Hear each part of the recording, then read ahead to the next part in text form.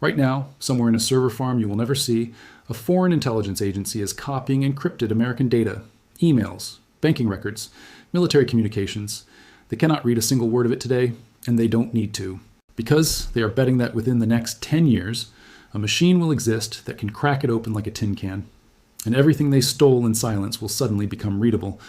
This isn't a movie plot. The NSA has confirmed in writing that this is already happening. It's called Harvest Now, Decrypt Later, and it is the quiet reason the United States, China, and Europe are now in the most consequential technology race since the space program, a race to build the first quantum computer powerful enough to change what secret even means.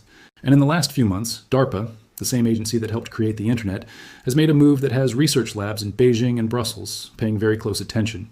Let's start with what actually happened, because the real story is stranger and more careful than the headlines suggest.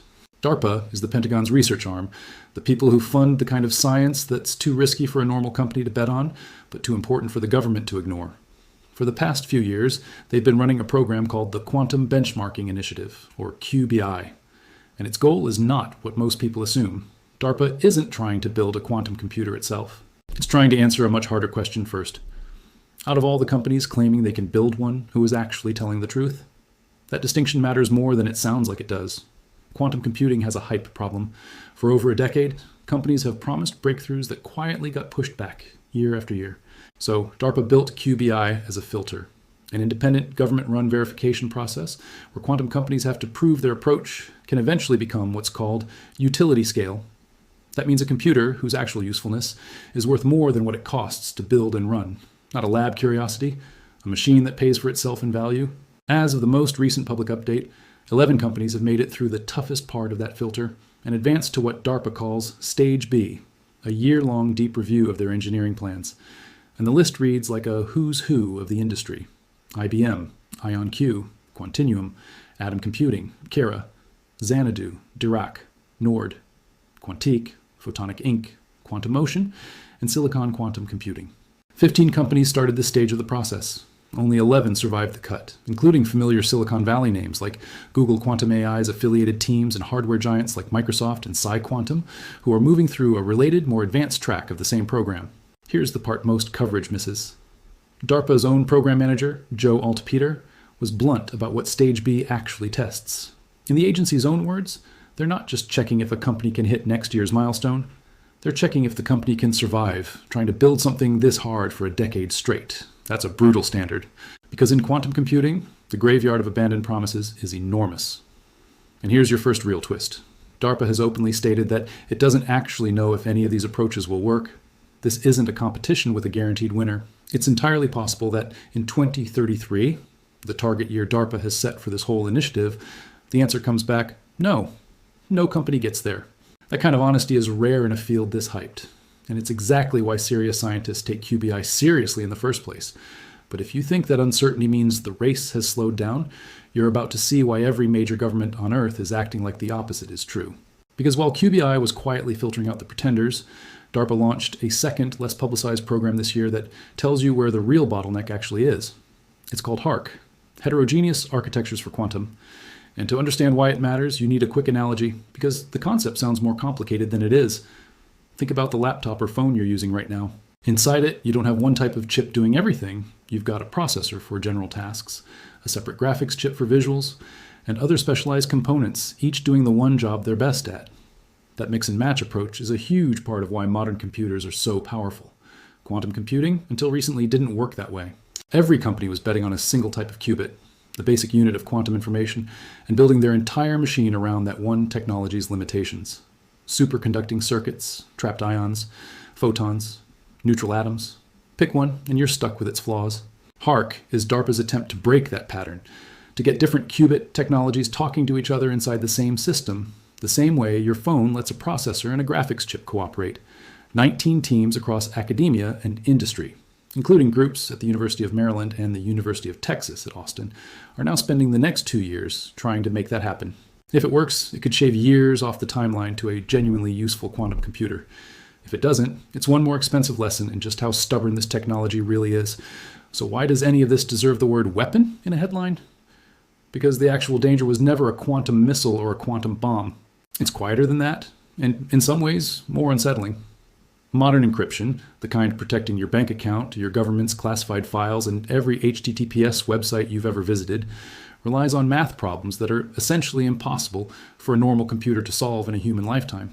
A sufficiently powerful quantum computer could solve those same problems in hours, not because it's faster in the way a new iPhone is faster than an old one, but because it can approach the problem in a completely different way, one that classical computers structurally cannot replicate. For years, this threat felt comfortably far away, mostly because the number of stable, error-corrected qubits needed to actually break real-world encryption was astronomical. Earlier estimates put it at around 20 million, but that number has been collapsing fast. Research published between mid-2025 and early 2026 cut the estimated requirement to break RSA 2048 encryption, one of the most widely used standards on Earth, down to under 1 million qubits, with some newer architectural proposals suggesting it could be closer to 100,000. That's still a massive engineering challenge. Nobody has built anything close to that today, but a 20-fold drop in the theoretical bar in under 2 years is the kind of number that makes intelligence agencies rewrite their planning documents.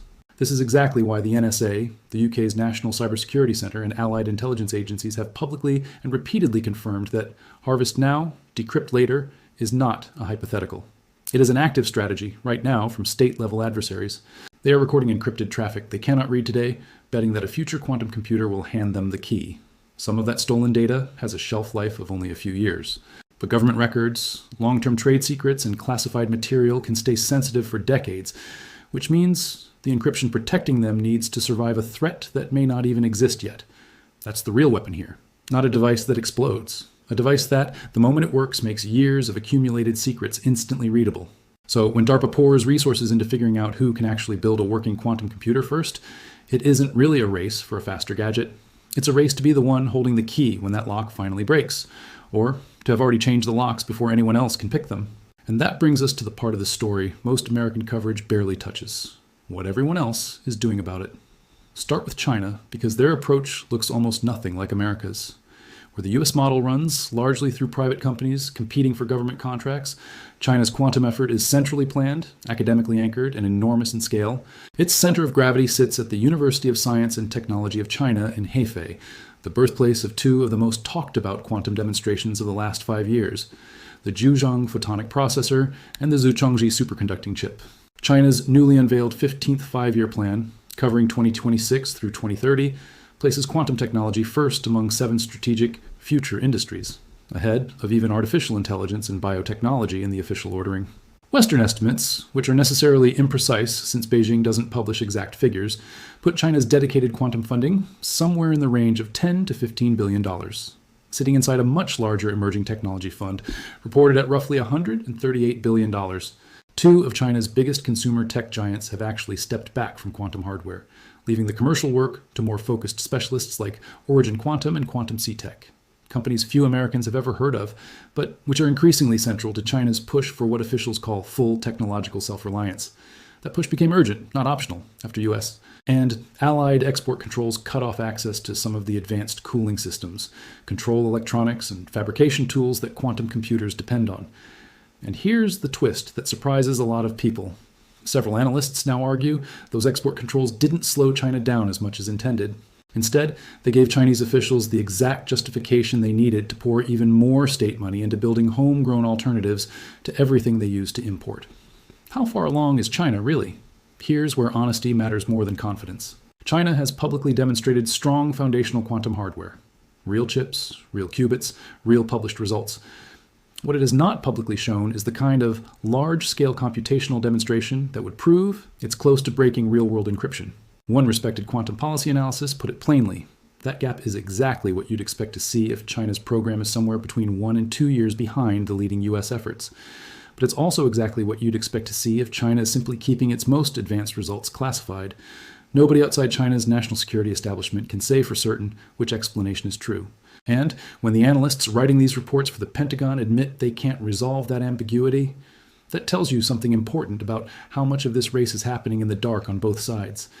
Now turn to Europe, because their strategy reveals a third, completely different philosophy. One built less around secrecy and more around scale through cooperation. In the summer of 2025, the European Commission formally adopted what it calls the Quantum Europe Strategy, with a binding follow-up law, the Quantum Act, expected sometime in 2026. Individually, European nations are already spending heavily. The United Kingdom has committed £2.5 billion to its national quantum strategy, and just this past March added another £2 billion specifically for quantum computing procurement and scaling. Germany has funneled roughly €3 billion into the field through 2026. France has committed around €1.8 billion of its own. Add it all up across the EU-level programs and individual national strategies, and Europe's combined public investment now exceeds €15 billion. But money isn't Europe's real advantage here. Coordination is. Through a program called Euro-HPC, the European Union has connected 6 separate quantum computers, using 6 completely different underlying technologies, directly into its existing supercomputing network across the continent. Instead of every country building its own isolated quantum lab and hoping it works, European researchers, companies, and public institutions can apply for shared access to test their ideas across trapped ion, superconducting photonic, and neutral atom systems all at once, comparing which approach actually performs best in the real world, rather than betting the entire national strategy on a single technology. It's less flashy than a single national moonshot, but a lot of policy analysts believe it's actually the smarter long-term bet, because nobody currently knows which qubit technology will win, and Europe already has serious hardware to show for it. The UK-based company Quantinuum currently leads the world in demonstrated logical qubits, the more stable, error-corrected version of a normal qubit, with 48 of them running on a machine called Helios. France's Pascal and Finland's IQM are pushing hard on raw qubit count, with IQM recently launching a 150-qubit system called Halocene aimed specifically at error correction. None of these machines can break encryption. None of them are close, but they represent real, independently verified engineering progress, not just press releases. So here's where the honest picture lands, and it's messier than any headline can capture. The United States, through DARPA's rigorous, almost brutally skeptical verification process, is trying to figure out which American approach, if any, can actually reach the finish line by 2033. China is racing through a centralized, secretive, state-funded model that may be further along than it appears, or may genuinely be behind, and the world may not know which until it's too late to matter. And Europe is betting that spreading investment across many technologies in many countries, rather than picking one national champion, will let it catch up through sheer coordinated scale. None of these 3 approaches has produced a machine that can do the thing everyone actually fears: cracking real-world encryption. The most respected timeline estimates, compiled by the Global Risk Institute from surveys of leading quantum scientists, place the probability of a capable machine arriving within the next decade somewhere between 28 and 49%. Read that carefully. That's not a countdown clock. That's a coin flip with better than even odds of landing on not yet. Experts genuinely differ on this, and anyone telling you they know the exact year quantum computers will break your encryption is selling you something, not informing you. But here's the piece that should actually keep you up at night, and it has nothing to do with predicting the future. It's about a decision that has to be made in the present, regardless of when, or even if, that future arrives. Cryptographers use something called Mosca's inequality to explain it, and it's simpler than it sounds. If the time it takes you to switch to quantum-safe encryption, plus the number of years your data needs to stay secret, adds up to more time than we have before a quantum computer arrives, your data is already lost. Not might be lost. Already lost. The moment that machine switches on, because someone, somewhere, already copied it years ago and is simply waiting. That's why the NSA has already published a mandatory roadmap called CNSA 2.0, pushing U.S. government agencies and contractors toward quantum-resistant encryption on a strict timeline well before anyone claims to have a working code-breaking quantum computer. It's why the European Union published its own coordinated roadmap for the exact same transition. This isn't panic. It's the same logic as buying insurance before the storm, not after it. And right now, by most industry estimates, the overwhelming majority of organizations, public and private, haven't even started. If you've made it this far, you've probably realized this video was never really about a single DARPA announcement. It's about watching 3 of the most powerful governments on Earth quietly restructure their national security priorities around a technology that doesn't exist yet, might not exist for another decade, and could conceivably never fully arrive at all. That's not a sign that this is science fiction. It's a sign of just how seriously the people with the best information, the ones who actually get briefed on this, are taking the possibility that it does. If this kind of deep-sourced breakdown of where technology and national security actually collide is something you want more of, the subscribe button is right there, and it genuinely helps this channel keep doing the research instead of the guessing. Because in the end, the real story here isn't about who builds the biggest quantum computer first. It's about a quieter question, one that governments, companies, and honestly, all of us, are only just beginning to take seriously. How do you defend a secret today, against a threat that might not exist until tomorrow. Nobody has a complete answer yet. But for the first time, almost everyone with the resources to matter has finally admitted the question is real.